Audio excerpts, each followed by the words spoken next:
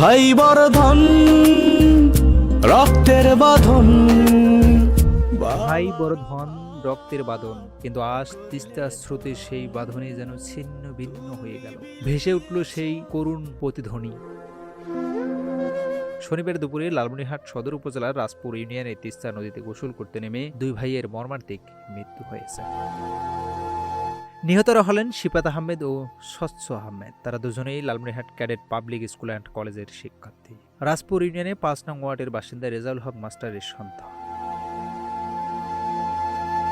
স্থানীয় পরিবেশ সূত্রে জানা গেছে, শনিবার দুপুরে বৃষ্টির মধ্যে খেলাধুলা শেষে প্রথমেই ছোট ভাই স্বচ্ছ আহমেদ নদীতে গোসল করতে নেমে যায়। এ সময় তিস্তার প্রবল স্রোতের টানে সে তলিয়ে যেতে থাকে। ছোট ভাইকে বাঁচাতে বড় ভাই শিফাত আহমেদ সঙ্গে সঙ্গে নদীতে ঝাঁপ দেয়, কিন্তু শক্তিশালী স্রোতের কারণে দুই ভাইয়ের আর তীরে ফিরতে পারেনি এবং মুহূর্তেই পানিতে তলিয়ে যায়।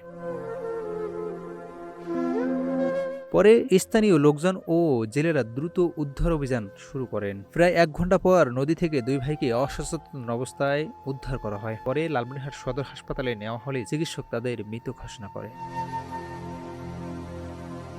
লালমনিরহাট সদর থানার অফিসার ইনচার্জ সাদ আহমেদ বলেন, ঘটনা সত্য, আমরা তথ্য পেয়েছি। প্রাথমিকভাবে আমরা জানতে পেরেছি তারা পানিতে ডুবে মৃত্যুবরণ করছে। আমার অফিসার ওখানে আছে, অনুসন্ধান কার্যক্রম চলমান আছে।